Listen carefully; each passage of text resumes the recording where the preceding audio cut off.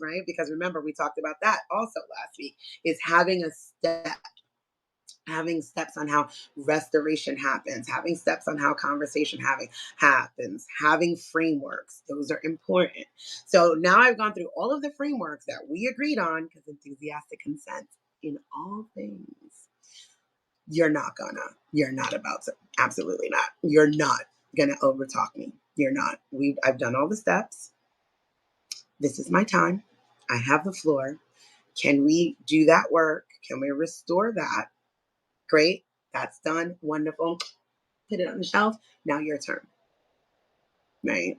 So this happens too in anti-racism, right? Like I'll come and I'm talking about the experience of Black women, and here comes somebody like, well, all women, I don't give a shit about all.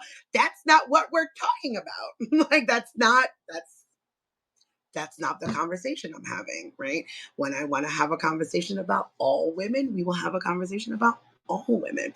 So now I have to stop the conversation about specific things to Black women, backtrack all of this, remind you of the fuck shit that you've done for generations and how it's never been all women.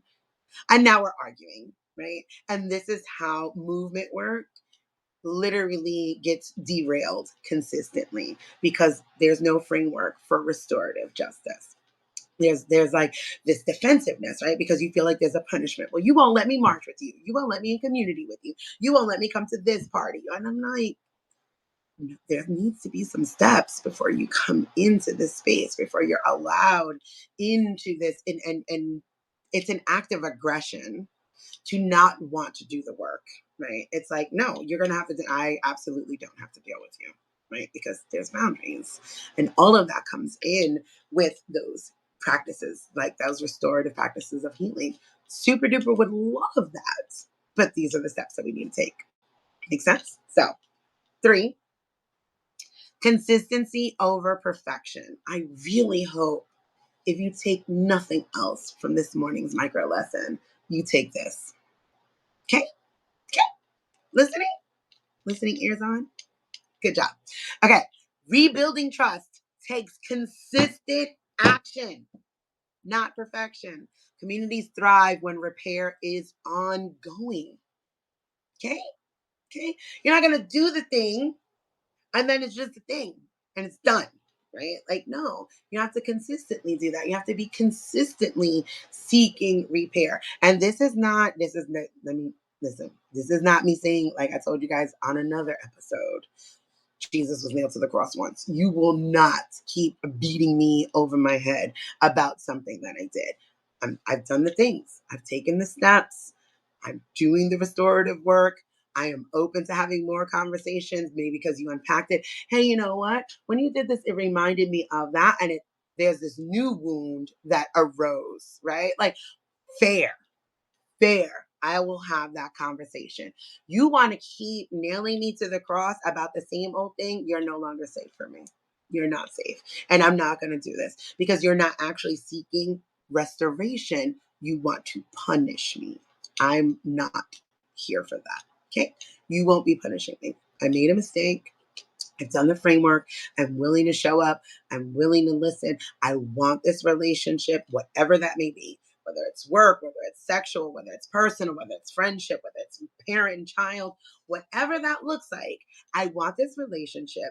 Here's what I'm willing to do with it, because even in healing, you're allowed to have boundaries. So, is that acceptable to you? Okay, great. What does that look like for you?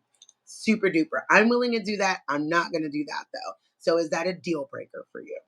Okay, it is. Okay, great. I love you. And that's okay. And that's it. Like if that's a deal breaker, because people get to have deal breakers, right? Or you get to turn around and say, you know what, that's not a deal breaker. But you know what? Because of so many things, right? Remember when we opened up this conversation? Getting curious invites other people to get curious too. So, like, do you think that I'm going to be consistently berated for this thing that I've done by you? Because if so, I can't handle that, right? Like, I can't handle that. And I'm not saying sweep it under the rug. Again, we've done all of the things. We've had this healthy conflict. We've confronted it. We've shown up. We have some restoration. You giving me some frameworks on what You need to see from me. I've agreed to those and we've made this. So now what? What are we doing? I'm going to consistently show up. I'll check in, right? Like for as an going staying with the same example. Yes, Michelle says just having a process for restoration creates hope. Oh, I love that. I shared that in one of the other ones, like a restoration process. I will share it. Text me. I will share it in this one too, right? Like these stages, these steps of that. So, as an example that I gave with the Alexa today, I'm going to remind them. That's another thing because people act like life is not happening and people don't forget, and we all revert to lizard brain, right?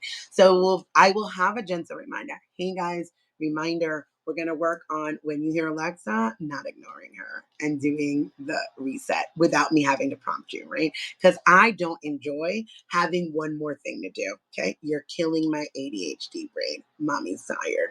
So now when they do this, fingers crossed, I will congratulate them, right?